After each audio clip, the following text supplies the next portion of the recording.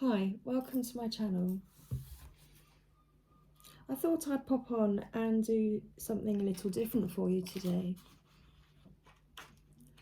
Are you thirsty for knowledge? Are you interested in learning about your dreams? Does that interest you? If so, I'd like to share with you some extracts from the Complete Dream Dictionary by Pamela Ball.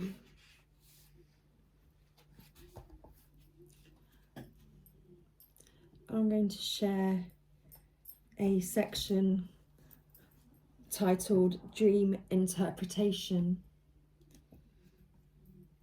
This section deals with simple explanations of symbolism and dream images. It will enable the reader to interpret single images and thus give added meaning to a dream. It will also allow the dreamer to decipher the interrelationship between multiple images and will hopefully give a sufficiently clear interpretation to allow the dreamer fresh insight into their own psyche. So, the language of dreams. The first thing to be looked at in dream work is the situation, or the environment in which the dreamer finds himself. This gives some indication of the overall feeling of the dream. For instance, to dream of being in a big building would indicate a dream about oneself and how one is relating to present circumstances. A dream of being lost in such a building might suggest that one is not fully aware of one's own abilities, and if in addition it were an office buildings, the solution might lie in the everyday work environment. The dreamer, could then relate this to his present circumstances. This sets the scene for the individual to understand what the dreaming self is trying to make known. After this, the various images need deciphering, and what is pertinent to the dreamer may be recognized as symbols of what is occurring at a very deep level of consciousness.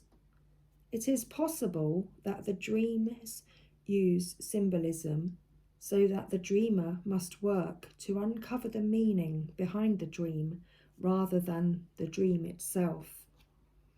Just as a child learns that certain words represent certain objects, the dreamer begins to understand his or her own dream language. For instance, in the dream of the hostel on page 93, it was recognised that there was wordplay being between hostel and hostile. The people in the dream are then seen as meaningful within the drama which has been created, and finally the entire assortment is put together to create a particular message for the dreamer, for all dreams are of note at some level of awareness. The story played out in dreams often has no running sequence, the scenes jumping from one thing to another in apparently no particular order. If it is believed, however, that the mind gives emphasis subjectively to what must be brought to the dreamer's notice, then there is in fact some kind of order.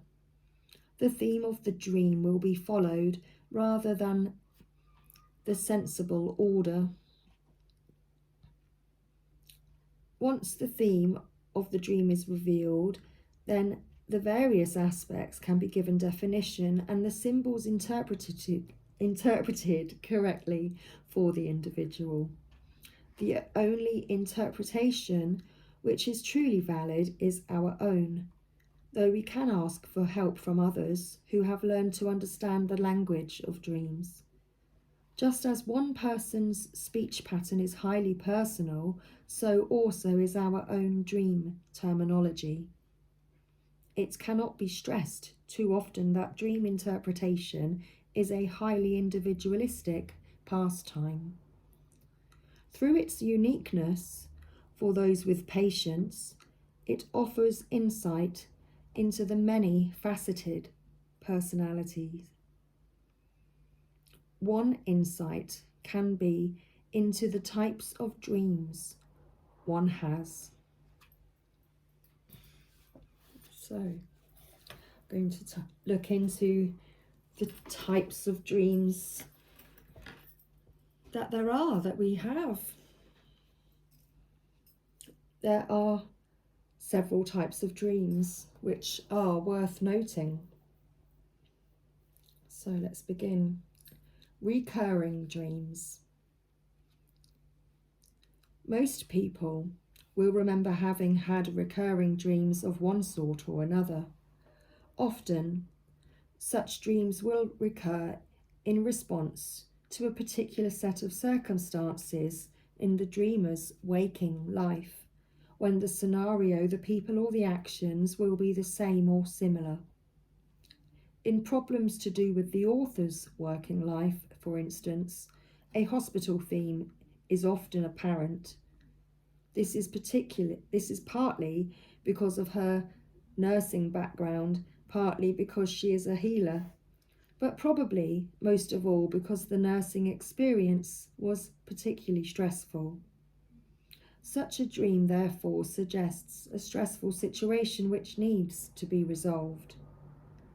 Most recurring dreams are to do with some aspect of the dreamer's personality with which they have not yet come to terms. It is as though the record has got stuck to be replayed until such times as the problem itself is understood.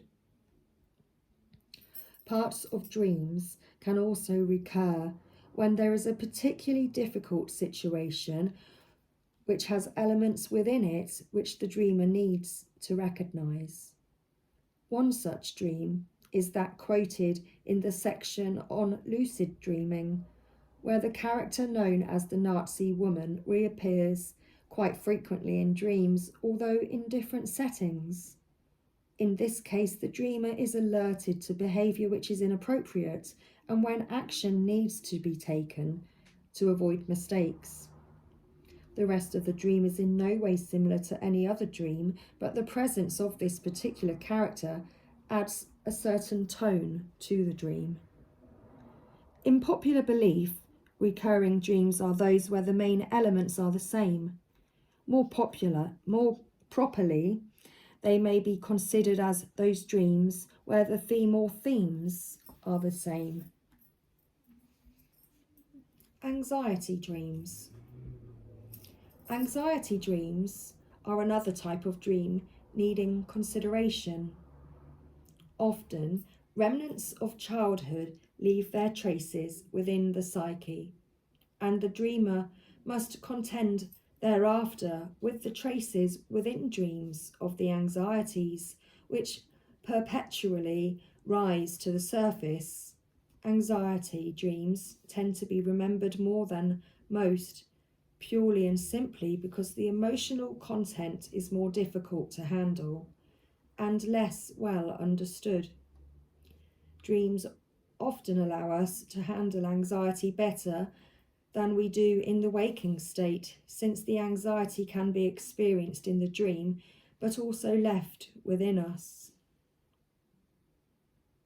Thus, the dream cited on page 98 of performing operatic songs without knowing the music, although the dreamer knew the words, tied in with circumstances in his life at that particular time when he had no doubt about his abilities, but was unsure of what was expected of him. Anxiety dreams are often to do with some aspect of performance anyway, whether that is to do with our own ability to perform well or inadequately, or whether we are presenting ourselves in a good light. They tend to stem from our need to fit in to the world in which we live, and may well stem from our perception of ourselves at a very young age.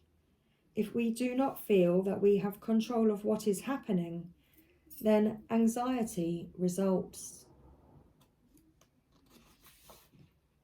Next, we have precognitive dreams.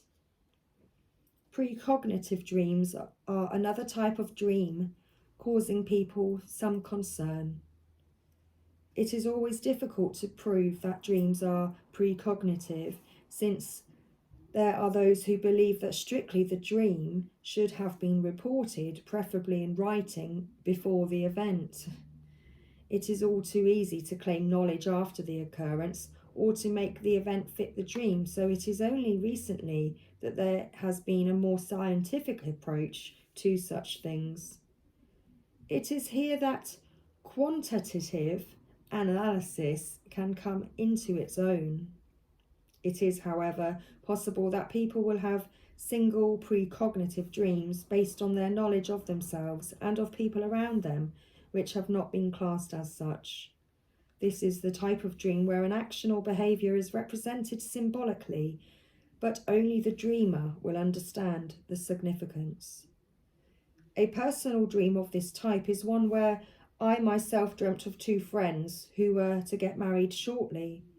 In the dream I saw them on an island which split down the middle, one part of which sank. This was borne out in years later when the husband's business went bankrupt and they parted. At the time, there was little likelihood of this happening, and my interpretation was more to do with my own fears and doubts of our friendships. It was only with hindsight that this dream could be called precognitive. By keeping a journal, it is possible to build a record of the development of what might be called personal precognitive dreams, and to build a library of symbols which are recognizable. This may be a place, a feeling, or a particular character within a dream. Prophetic dreams. What might be called a subset of precognitive dreams are prophetic dreams, particularly those which forecast the fate of a baby. We have already seen this in ancient times. The dream gift, that is, the ability to connect to the divine, was bestowed to the priesthood and to women. With their intuitive ability, women appeared to be able to make that connection much more easily. The Druids of Gaul and Ire had 10 prophetesses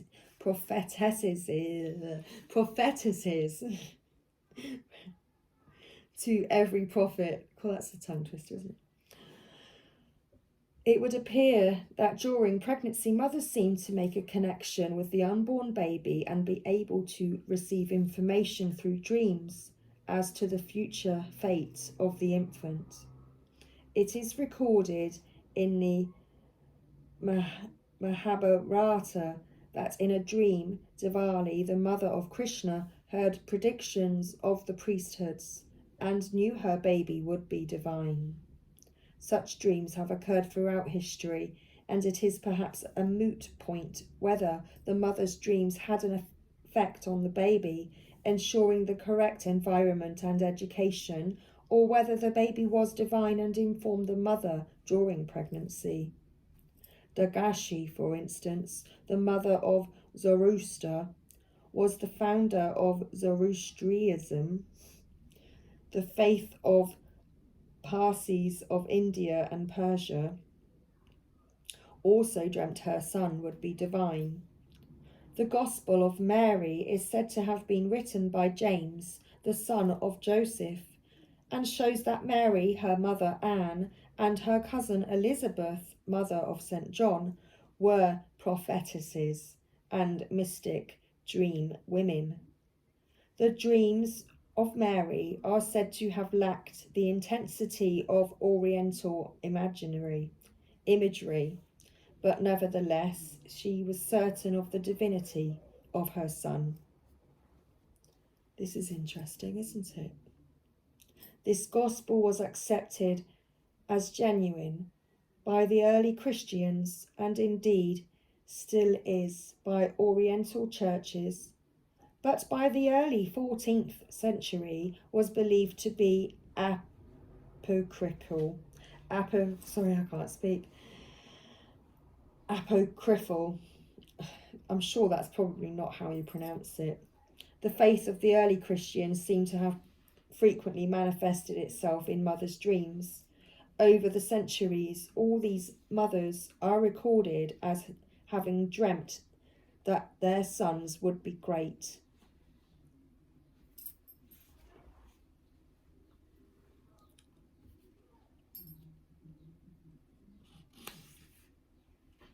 So we've got Rohes, Thomas A. Becket.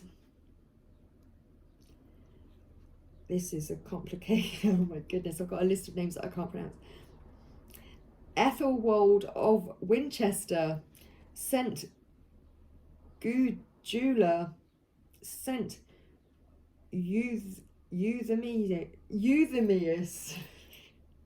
Monica, mother of St. Augustine, Amina, mother of Muhammad. Samson's mother dreamt her son would be the saviour of Israel. Olympias, the mother of Alexander the Great, dreamt her son would be a great leader whose empire would rise and fall. The mother of Nero dreamt he would be a monster. Paganini's mother was asked by an angel in a dream what gift she wanted for her son, and she said to be a great violinist. Even today, it seems that during pregnancy, women can receive information about their children on a subliminal level and are not particularly surprised by what happens to them or dream their future in a quite surprising way. Wow, that was interesting, wasn't it? 2 more sections. Nightmares. The negative side of dreaming can be encapsulated in nightmares. It seems that they arise from 6 main causes, many of which are based in childhood.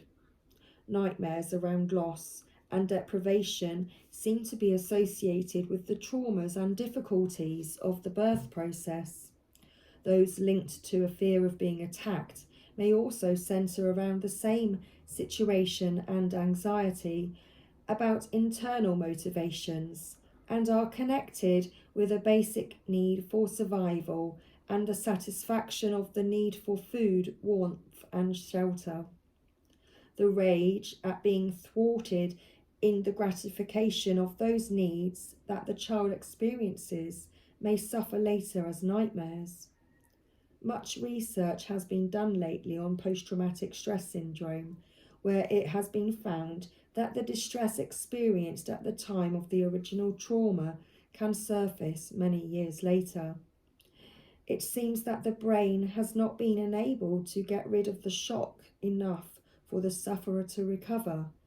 It is this type of nightmare that may be suffered by those who were sexually abused as children. The motivation to survive can also surface in adults as fear of the future, change and growth. Largely, it is a fear of the unknown. Many nightmares are centred around a sense of foreboding. It seems that the human being is capable of picking up information subliminally, which is then brought out in dreams. Many would say that these are precognitive dreams. Serious illness with its fear and anxiety surrounding death can also cause nightmares. In this case, help can be gained from therapy and counselling. Sexual dreams. Sexual dreams often take place at times when formerly in primitive societies the individual would be taking part in various rites of passage. Modern day people do not mark such times as puberty, birth and passage into old age with ceremony, and sexual dreams, that is the integration of one part of the personality with another, are often mark this process.